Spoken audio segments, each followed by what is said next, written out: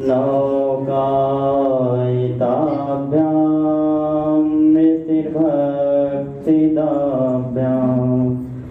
जाड्या विदशन्तो शपवार्णवाभ्यां नमो नमः श्री गुरुपादुकाभ्यां नमो नमः श्री गुरुपादुकाभ्यां।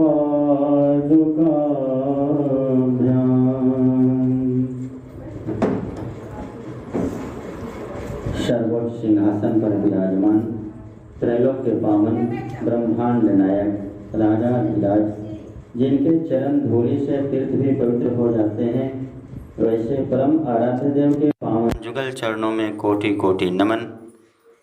इनके मस्तिष्क स्वरूप ब्रह्मलीन संत सेवी परमहंस जी महाराज एवं हृदय स्वरूप ब्रह्मलीन संत पूज्य शाही स्वामी जी महाराज के पावन जुगल चरणों में कोटि कोटि नमन। संत मत के वर्तमान आचार्य अपने निवास में विराजमान महर्षि हरिनंदन परमहंस जी महाराज के पावन जुगल चरणों में कोटि कोटि नमन। संत मत के वर्तमान स्वामी विवेकानंद नाम जथा गुण अंतर्राष्ट्रीय संत विद्वान प्रवक्ता अपने निवास में विराजमान डॉक्टर स्वामी विवेकानंद जी महाराज के पावन जुगल चरणों में कोटि कोटि नमन। सत्संग रूपी सभा में उपस्थित महानुभावों, माताओं एवं बहनों, सभी को मेरा कोटि कोटि नमन, कोटि कोटि प्रणाम। अभी हम लोग संत स्तुति, गुरु स्तुति के बाद विश्व प्रसिद्ध ग्रंथ रामचरितमानस सार सटीक प्रथम सोपान बालकांड से पाठ श्रवण कर रहे थे। तत्पश्चात परम आराध्य देव के अमृतमयी वाणी का वचन श्रवण कर रहे थे। रामचरितमानस में आया है कि सभी देवता लोग जब राक्षस से त्राही त्राही करने लगे थे, राक्षस अपने शक्ति का प्रयोग करके देवलोक को भी परास्त कर देवता लोक को अधीन करने लगा। देवलोक में त्राही माम मच गया तो सभी देवता लोग जाते हैं भगवान शंकर के पास, प्रभु कुछ रक्षा कीजिए, हम लोगों का राक्षस त्राही माम किए हुए है, बहुत दिक्कत का दे रहा है, तंग कर रहा है। भगवान शंकर ब्रह्मा जी के पास जाते हैं और ब्रह्मा जी से बोलते हैं, हे ब्रह्मा जी, अब भगवान विष्णु का नर रूप में अवतार लेने का समय आ गया है। अब आप जाकर के भगवान विष्णु से सभी देवता लोग प्रार्थना करें कि नर रूप आकर के जितने भी यहाँ अनाचार, दुराचार, अत्याचार हो रहा है, राक्षसों का संतों को मारना, ऋषियों को मारना, देवताओं को मारपीट के भगा देना, इन सबों को आकर के नष्ट करेंगे। ब्रह्मा जी प्रार्थना करते हैं, जय जय सूरनायक जन सुखदायक प्रणतपाल भगवंता। उनके प्रार्थना से खुश होकर के आकाशवाणी होती है कि हे ब्रह्मा जी, हे देवताओं, आप लोग निर्भय होकर के अपने अपने लोक को जाएं। मैं पहले ही कश्यप और अदिति को वर दे चुका हूँ। रघुकुल में मैं तो राम लक्ष्मण आऊँगा ही, लेकिन 4 भाई के समेत रघुकुल में जन्म लेंगे और जितने भी राक्षस हैं इस धरा धाम पर, जो संतों, ऋषियों, मुनियों, देवताओं को तंग कर रहे हैं, उन सब को मैं मारूंगा। उन सब का मैं जो भी होगा वह देखूंगा, करूंगा और आप लोगों की रक्षा करूंगा। उसी क्रम में एक शब्द आता है कि मैं नारद के भी श्राप को अंगीकार करूंगा। आप लोग जानते होंगे, कहानी सुने होंगे कि नारद जी बहुत जब तपस्या करके उच्च कोटि के संतत्व को प्राप्त करने लगे तो इंद्र उनके तपस्या से डर गए थे। इंद्र जब डर गए तो नारद जी के तपस्या भंग करने के लिए एक से एक अप्सरा को भेजना शुरू कर दिए। इंद्र के मन में डर हो गया था कि नारद जी ऐसा नहीं कि तपस्या के बल पर मेरा गद्दी ही छीन लें। लेकिन जो भी अप्सरा भेजे उससे नारद जी का बाल बांका नहीं हुआ, लेकिन उनके मन में अहम आ गया कि इतना सुंदर से सुंदर अप्सरा को इंद्र ने भेजा, लेकिन मेरा जप को भ्रष्ट नहीं कर सका। वे जाते हैं, तपस्या जब पूरी हो जाती है तो अहम भाव तो आ गया, घमंड आ गया इनके मन में, और जा कर के भगवान शंकर के पास बोलते हैं, भगवान शिव भोलेनाथ आप क्या कैलाश पर्वत पर माता पार्वती के साथ हमेशा विराजमान रहते हैं, एक मुझे देखिए मैं जोगी हूँ। इंद्र इतना सुंदर से सुंदर अप्सरा को भेजा, लेकिन काम वासना पर मैं विजय प्राप्त कर लिया हूँ, मैं जोगी हूँ, आप तो केवल माता पार्वती के साथ बैठे रहते हैं। भगवान शंकर बोलते हैं, नारद तुम यहाँ बोल दिया से बोल दिया, आगे कहीं मत बोलना। लेकिन उनका घमंड सर चढ़ करके बोल रहा था।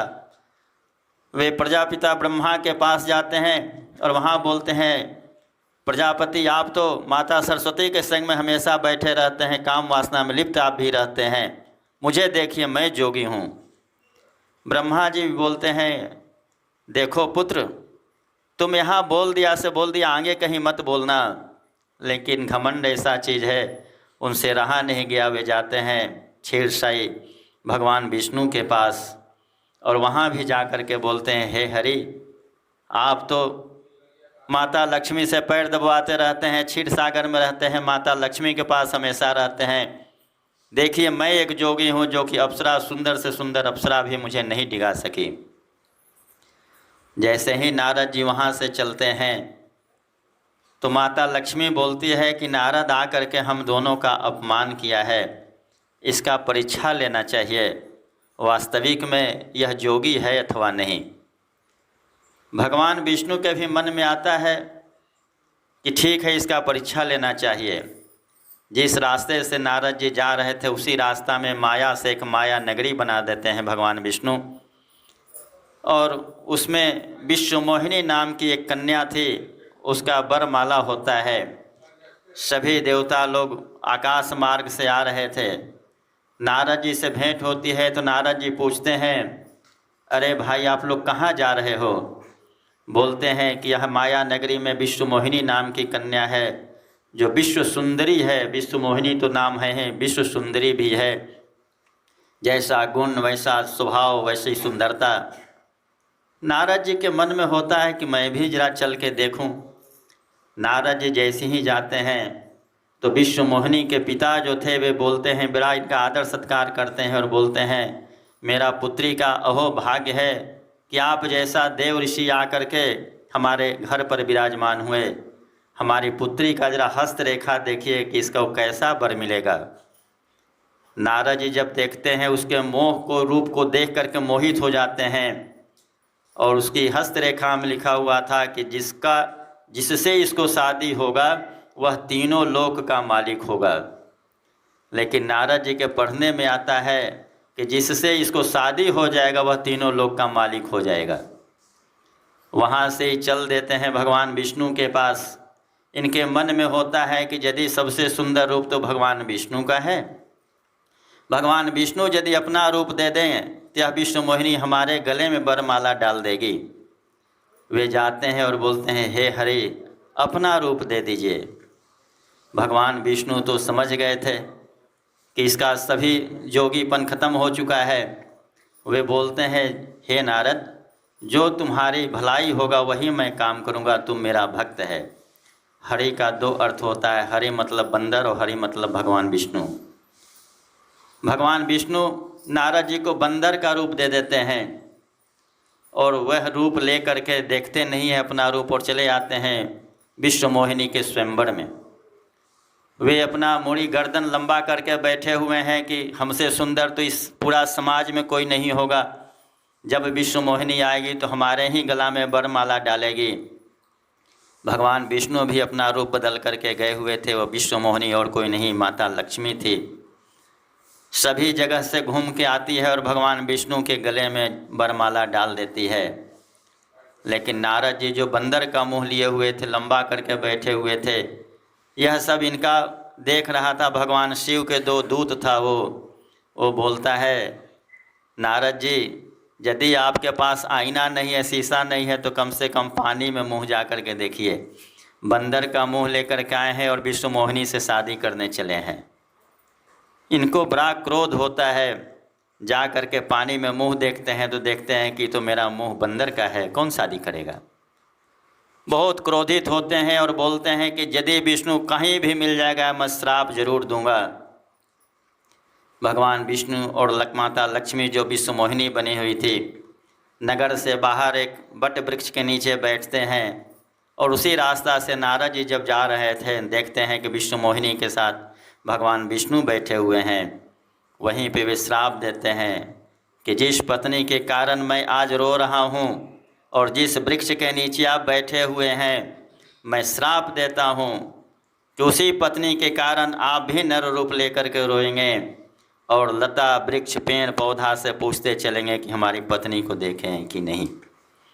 वही विश्व मोहिनी और भगवान विष्णु का जो स्वयंवर था, जो विष्णु रूप में विश्व मोहिनी से शादी किए थे, उसी समय नारद जी का श्राप था।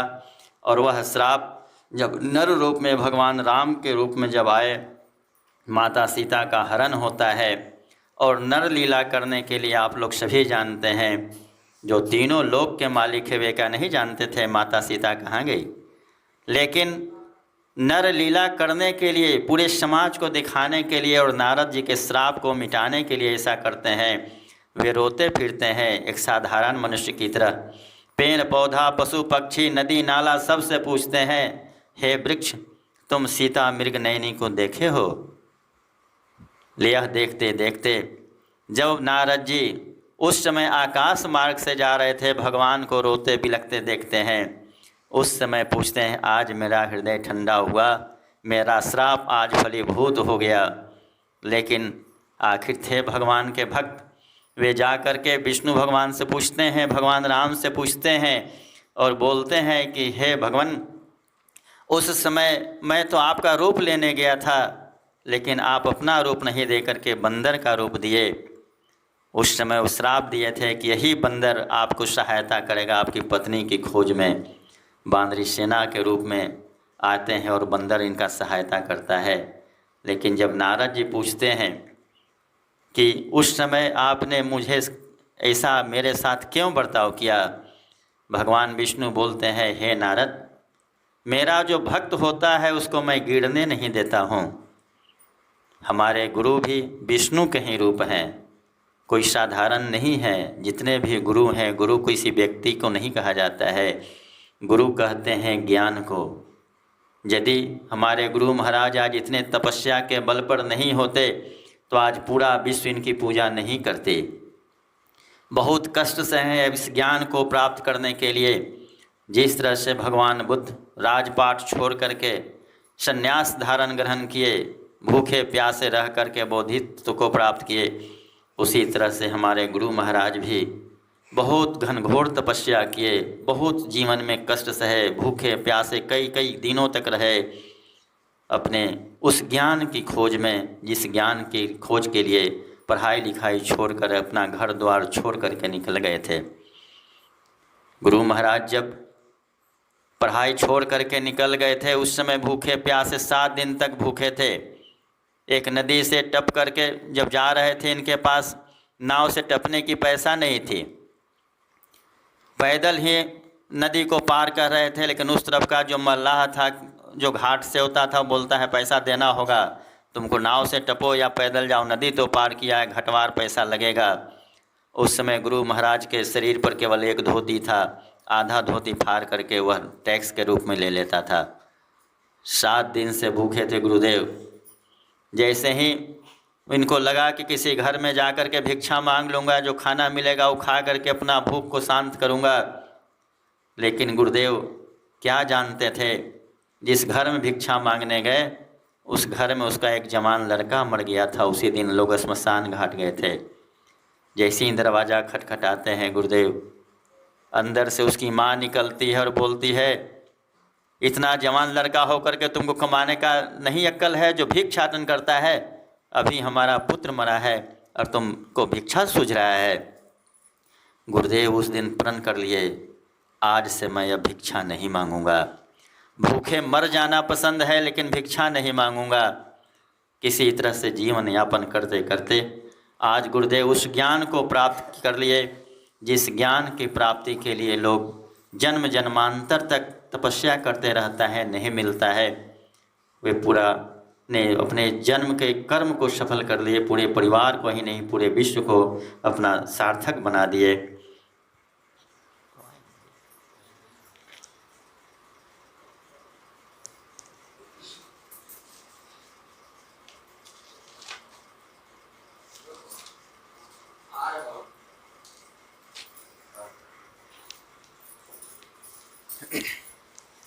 बाद गुरु पूज्य पाद आसीन हो चुके हैं।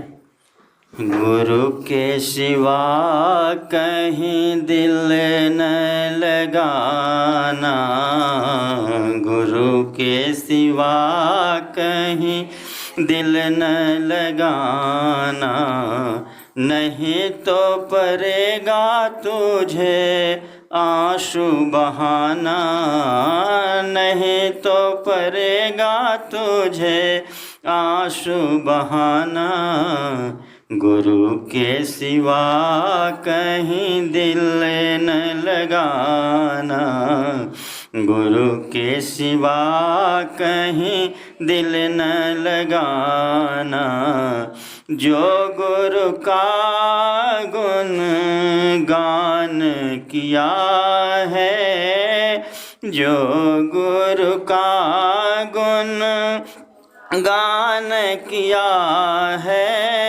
सच्चा जीवन वो ही जिया है, सुमिरन के बल पे मुक्ति है पाना, सुमिरन के बल पे मुक्ति है पाना, गुरु के सिवा कहीं दिल न लगाना, गुरु के सिवा कहीं दिल न लगाना, बालापन गया और जवानी, बालापन गया और जवानी, बीत गया अब समय कहाँ है, बीत गया अब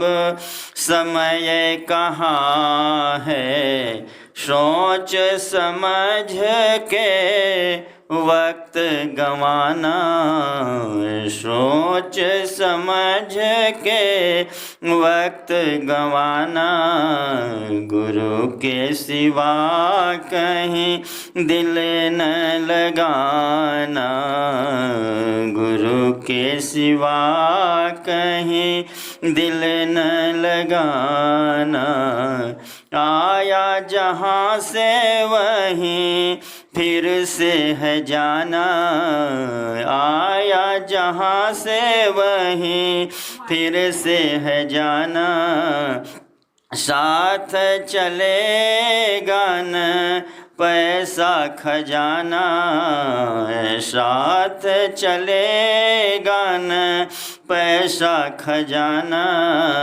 पूछेगा यम तो क्या करेगा बहाना, पूछेगा यम तो क्या करेगा बहाना, गुरु के सिवा कहीं दिल न लगाना, गुरु के सिवा कहीं दिल न लगाना, नहीं तो पड़ेगा तुझे आंसू बहाना, नहीं तो पड़ेगा तुझे आंसू बहाना।